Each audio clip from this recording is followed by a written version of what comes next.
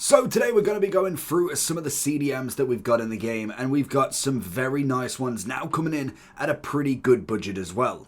We have also had a new Roll++.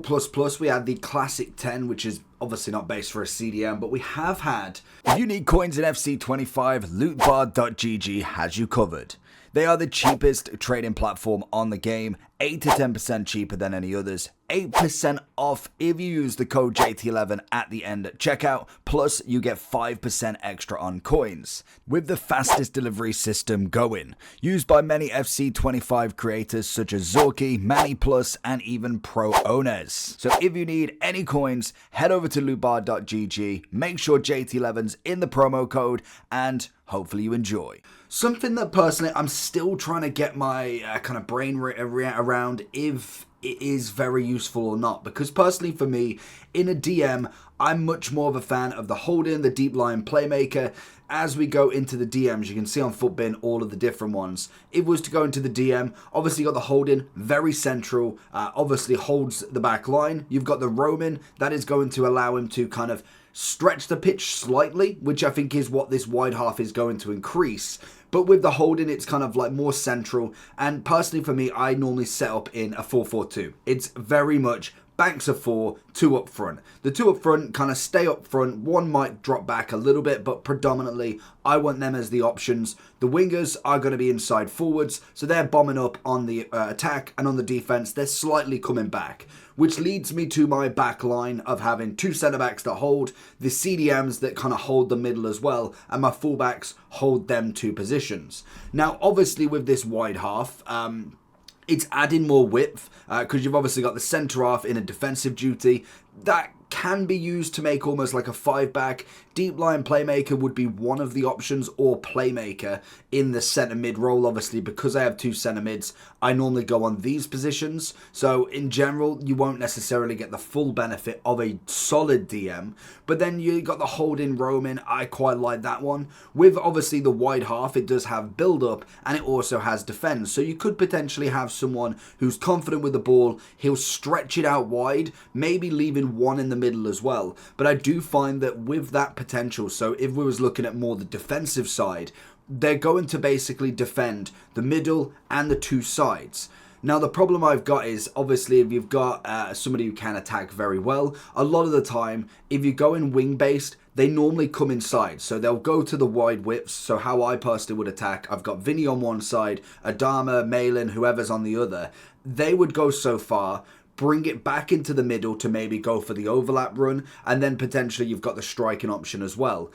If I have, say, one DM and he decides to push left back because that's where they're attacking, maybe my fullback's not in position, he's up front, then the middle of the pitch is going to be completely deserted from a DM. Now, obviously, you normally have more kind of midfielders, but if I was in that position of, say, 5 versus 2, 5 versus 3, it's just my back line of defense and then the DM. If he does push out to the width, where's the middle cover? And I know AI will do all this. The runs are meant to be okay, but I'm just very half with if this is a good one or not. Let me know if you've had any luck with it. Personally, for me, I've only used a couple of games and I kind of just reverted back to my holding, which I think is what the DM position is really, really good for. And half of the time, if I've got a DM, they're predominantly going to be based on just getting the ball out of their feet as quick as possible. I want a solid defensive and physical unit that gets the ball out and it spreads to my playmaker, it spreads to my winger, or if it goes for a through ball over the top. For instance, we look at Patri, an incredible player in this, and she now has got 3 different cards that you could choose from. One obviously is an SBC, you've got the gold card and also the inform. Now obviously with her, the big kind of bonus that you do get is the fact she has got the long ball plus, and then adding on to the player of the month, it's a very, very good card. She is incredible on the ball. She obviously has had now a solid upgrade from defending and physical, a 4 on the physical, 2 on the defending, a little bit more on the dribbling, which is taken up to 90, which is just brilliant to have somebody in that DM role that can obviously tackle the ball, but also get rid of it at a very effective rate. Obviously, the incisive, the pinged pass, the tiki-taka, the long ball plus is a very good tactic to have now if you are trying to pass the ball out. An incisive pass is always nice. We see Matuidi with it. Again, I kind of have that with my playmaker. Personally, at the moment, I'm running a bit of Valverde, and I have tried...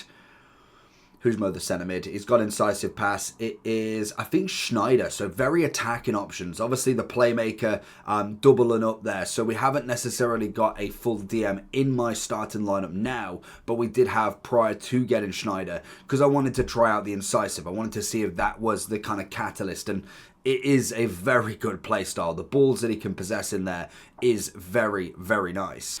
Now, if you haven't seen any of the other tier lists, I have tried to now change it a little bit because we have got a lot of players that are a viable option. They may not be the absolute number one, but they're definitely very usable or usable. We've got a few for the worth and Evo, and then there will be some that will be missed just in general, because sometimes it's not worth Evoing. So for instance, unless we get an incredible CDM upgrade, Rodri is not going to be worth an upgrade, and I've realised I'm not on that screen. Rodri is not going to be worth the Evo because we already have multiple cards out, and even then, the pace increase that you would need for him is going to be very, very difficult. Like, we look at him in general, 66 pace. Obviously his, what is that? Is that Centurions or Dynasties? I cannot remember. Centurions, it's because it looks like the Dynasties. The Centurions got a massive pace upgrade of 14. Evos are not going to be worth that, unfortunately. And I think right now, I personally would miss the gold Rodri. And to be honest, he's kind of one of them ones that I just think isn't necessarily a kind of viable option in the very or top meta. You could often have the option as slightly usable, but I think personally for right now, I would cut him out.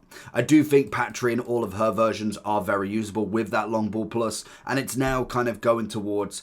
Are the roles more important? Are the playstyles more important? Or is it the actual stats? And I think there is obviously a mix of everything. That's the whole point of this game. But the roles are making a massive, massive difference. If they can play that role perfectly, they do offer a very good support, which is where Rodri can come in very useful. And like I said personally with myself, the deep line playmaker is a very nice one to have. He's kind of just sitting on the back there, waiting for the defensive side, but then also available for a pass to maybe hook it to the other side. So I think potentially there is a chance that he's used in a certain aspect, but it's not personally in my style. Then we look at a few of the icons. They're kind of just everywhere at the moment. We've had so many hero and icons upgraded. Vieira is always the easiest DM you're going to rank on this. He's obviously going to be that top meta. He's Patrick for a reason. He's been the same in every game. When it comes to the rest of them, obviously we've got the likes of Lahm now, who's gone from a right back, but he can still play the CDM. I think for me, with the Intercept playstyle plus, it's a very good playstyle plus to have. He is obviously one of them cards that does really well with it. We have got the wide half plus if you wanted to add it to him. I personally wouldn't. I think he could do that role really well because he can play the right back and left back, but I would personally keep him in that CDM holding position. It's just where I personally prefer him. He can obviously play the fullback as well, which is another position that could work. You could, I wonder if you could have the wide half plus plus and the fullback plus plus, how that would kind of link together, because it's all good on the attack, but how does it work on the defense? That's going to be the interesting side of it. So I think when it comes to Lahm, I think he is very usable. And to be honest, I'd probably go with the rest of the icons in their very usable state. Icons are still very expensive and can be used very well. And all of these have always had glowing reputations when it comes to being the DM. When it comes to the other two, we have obviously got Gattuso, and we also have got a little bit of Xabi Alonso on his day. So Gattuso first, he's got himself the Relentless. I mean, it can work. I think he's definitely a semi-decent player. Obviously comes in with a holding plus plus, which again, if you are more factored on the roles, that is again going to be a solid one for you. But he has got limitations. I think once he didn't have the base mid prime, I think the base was definitely a nice card because they added a little bit of pace to him. They just gave a little bit more for him. Whereas now, having that one starting card, it's just not enough for him. Whereas when we look at Xabi Alonso, going to be more of kind of your playmaking DM as such, because I'm not necessarily having him running too much, but even in the centre mid, he has got the holding plus plus, which I think is always nice. Now, for me, Personally, for me, I'd still go very usable for Alonso. I don't necessarily say that the SBC is worth it because we have got all of these players and loads down here that can still do a very, very good job at the same time. But he has got that possibility if you really wanted to get him in there. We've obviously got some heroes then. I think when we look at Yaya, he's quite an easy top meta. He's very much like Patrick. He works really, really well for that sort of meta in the DM.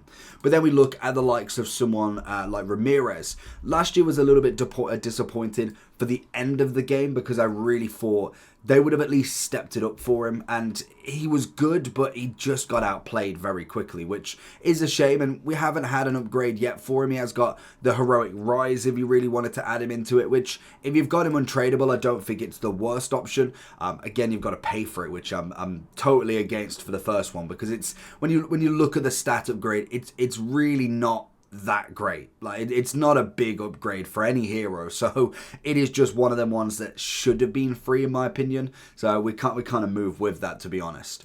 When it comes to him and himself, I think he is a very good player, but I don't think he'd be in that top meta. I think he'd be in a very, very usable sort of state. Same as Matuidi. I know he has got another card that we'll touch on, but I do think the 86 needed that upgrade as well, and like most of them, I think a lot of the heroes now, because we've had so many promos, need to get that upgrade. We've got so many that haven't had a single one yet, and it's the same as like how we had Capdevila last year. He didn't get an upgrade until like I think 4 months before the game ended, and by then you've already got the Evo cards, you've already got an upgraded Roberto Carlos, a Ferland Mendy, a Teo Hernandez, a Alphonso Davies. By that point, you're not really that fussed with him, to be honest. Whereas when we look at Matuidi, a solid card. He kept his pinged pass, obviously, managed to get a lovely 4-4 upgrade. He is obviously going with the role of a holding plus and box-to-box plus, depending on how you want to use him, which I think is very good if you are changing tactics, if you're having maybe a 2DM on the defensive side, but then when you are trying to get the goal, you put him into almost a centre mid. It's nice to have that double roll plus, which I think is a very, very metaful card. Obviously, Rodri, we already kind of touched on his other card. This card is a fantastic upgrade for him. Bruiser plus, nice pace upgrade. He reads the play very well. It's quite an easy one for him. When we look at a few of the lower cards then, so obviously you've got the likes of a Kante now, was very, very usable at the start of the game. We've started to slow down a little bit with him now, and definitely has had other upgrades that you could have gone with, potential Evos. Obviously this one's going to be only the Team of the Week Surge, the wide half plus, because we haven't really got that many Evos now that I feel like we're waiting for that next batch. It's almost like they're slowing down a little bit, and then they'll just release so many more again. We had the Flash Evos, which definitely helped a lot of cards, but you could definitely kind of get that 85 up prior to this, quite a decent amount. Now obviously it's going to be relatively low on your list, to be honest. I think again you could be looking more towards worth an Evo. I think you could potentially use him, but I think there's so many options here that I just personally would say you could go for somebody else at this point. Stick one in your club, maybe get an Evo later on down the line. We've seen that they've given some lovely Team of the Week Evos, so it has got a possibility, and it will be interesting once we get the double play star plus when they start introducing that into the Evos as well. And then I think it's kind of like looking at cards and seeing which ones don't have playstyle pluses now. Is that going to be a deal breaker? And I think for some, it really is. When we look at kind of like the three we've got here, three very good cards in terms of stats. Obviously, Zakaria, one of my personal favourites once he hits that sort of top end of the game, because his stats already are very, very good for a DM. Great pace on him, great defending, great physical. Obviously, when we look at the dribbling side of stuff, composure's absolutely through the roof, which is fantastic. Reactions, ball control, nice. Little bit of agility balance, especially for someone who's 6'3" in that role. But he needs a playstyle plus. So I think for me, he would be worth an Evo in the future. I think you could use him, but I personally have to have a playstyle plus with him. He's got the holding plus, which is always nice. But for me, I think the playstyle plus is still going to have a massive impact when you can get a player with one. It's not like he's the only player with the holding plus. If that was the case, then yes, I'd throw a little bit more kind of respect on that. But I think he needs it most definitely. We have got Amrabat as well. He has managed to get the White Arse Plus, which is everybody's got pretty much. 3-star, 4-star with some, again, defensive physical units. Very nice. Good composure. Bit more agility balance because he's obviously 3 inches shorter. Again, I think you're going to be looking more towards semi-usable in this. He has got the holding plus again. Like we said, he's not the only one. So I would go maybe with Amrabat just being that little bit more. It'd be hard for him to get an Evo anytime soon, so I would suggest maybe he could be slightly usable, but he would be very much kind of going against the odds at that point. And then we also have, is it Lees? I can't remember what his last name is. I can't see it on the card. We've got Pierre. Lovely CDM. Obviously, road to the knockout. 17k, nothing too crazy. Wide half, as we know. Did they give an upgrade? I was going to say, I thought he gave an overall upgrade then. So that's terrible. But in terms of, again, the same, it's pretty much just that little bit better. Less defensive physical, more on the passing side of stuff. So he isn't going to have the holding plus, but he does have the deep line playmaker, which, again, can have its uses. For me, he's going to be like Zakaria. I think the stats are good, but he will need an Evo in my opinion. Ndombele now, I'd probably say is more of a miss, unfortunately for him. He starts off really, really well, but even then, I think even with an Evo added onto him, he's not going to be the card that I personally want. I'm going to need now a fully upgraded one and then potentially look at an Evo in the future. I just think the stats are slightly a bit lower, even though he has got some very nice stats, like the dribbling side of stuff is absolutely beautiful for him. 4-star, 3-star. It needs a lot more than just a little upgrade from an Evo, in my opinion anyway.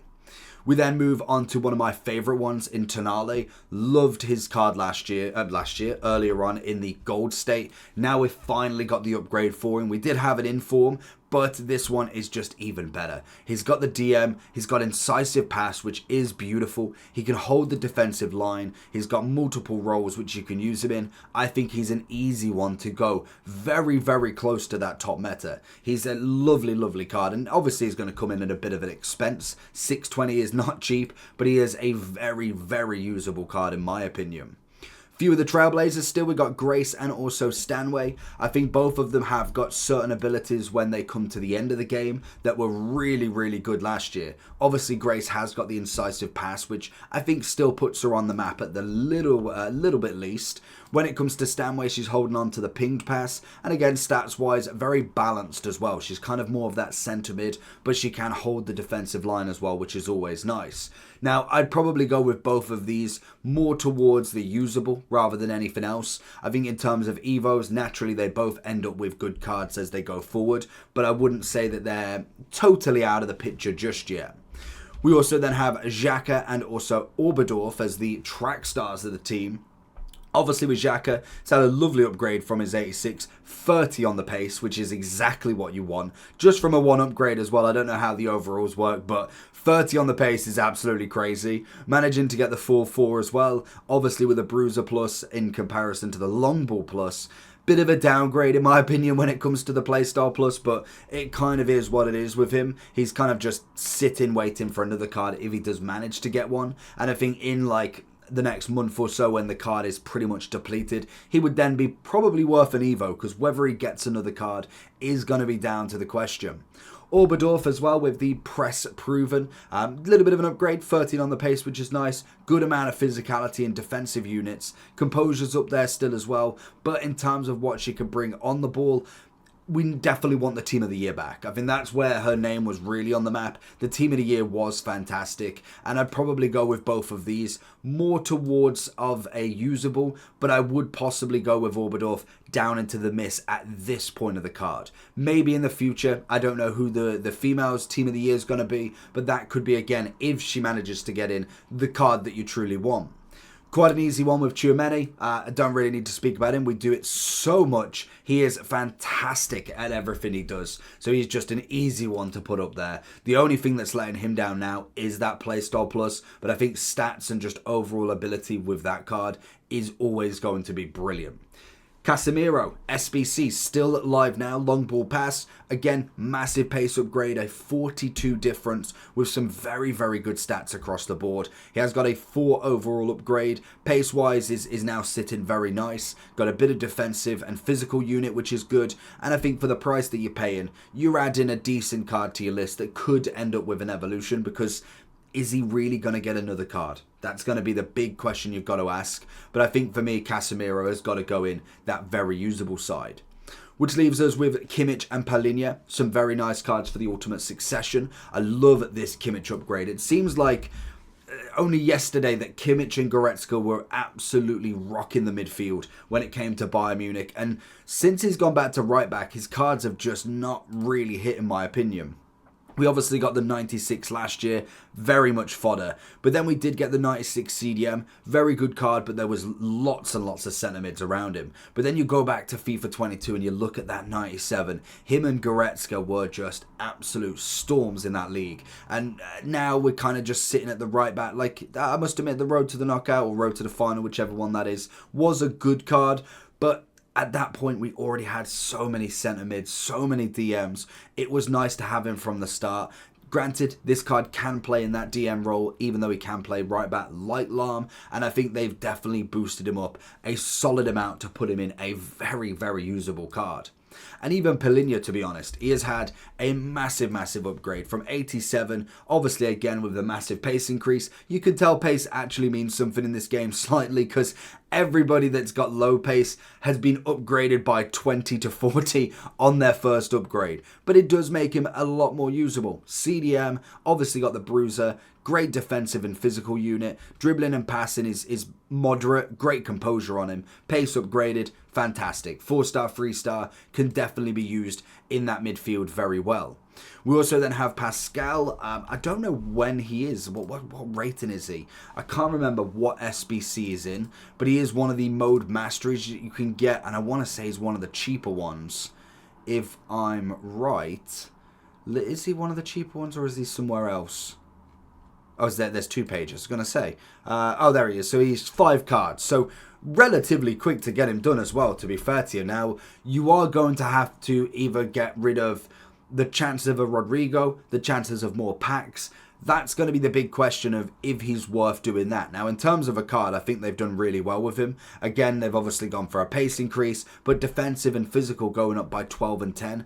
Very, very good upgrade. He's got the intercept, which is personally one of my favourites. Now, obviously, if you are looking in the Bundesliga and thinking, who else could I go for that saves myself having to not pay out 5 of the Mode Masters, which are just not that easy to get. The rival squad battles champs every single week at a decent rating is not necessarily the quickest that you can get him. But then you look at someone like a Palacios, who's obviously in this list. We've then got Andric, I want to say, the CDM with the Anticipate. Then you've obviously got Palhinha, you've got a Kimmich. There's arguments that yes, he's probably one of the better ones out of that group, but is he worth the 5 points? And I think he's definitely in the very usable slot. But I do think when we look at the Kimmich, we look at Palacios, we look at Andric, I personally would go with one of them or 2 of them to save myself a pack. I mean, that's the problem with the icon swaps, the mode mastery. As good as a lot of the players are, the packs are always going to win just for fodder, to get a name, to get a Vinny done, to get a Saka done, to get a Cruyff done, a Raul. There's so many cards that we need for the SBCs, and them cards are going to outweigh Pascal, unfortunately. But we did touch on the other 2. Obviously, we've got Palacios and also Andric. Again, I think when we've got the upgrades for everybody, obviously Palacios is going to go in the very usable. Love the intercept. I think it works really, really well. Still has the possibility to keep going up as well, which is always good. And I think he will offer a very nice solution in that Bundesliga CDM role. Which leaves us with Gallagher. Lovely upgrade again.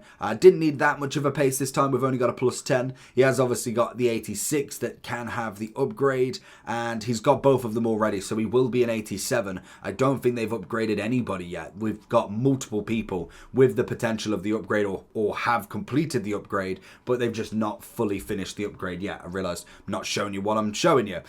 So obviously he's going to get that. So he's going to be 87 regardless, which is nice. And for 21k, potential Evo, maybe a little bit of a usable card. I think to start with, he's going to be more of your box-to-box, but potentially with a nice Evo, could go up into a very, very nice card that you could put in your DM and be absolutely fine with. So let me know down below what you think. Who is your DM if you've got one, or what is your midfield in general? Let me know what you think, and I'll catch you all for the next one. Peace.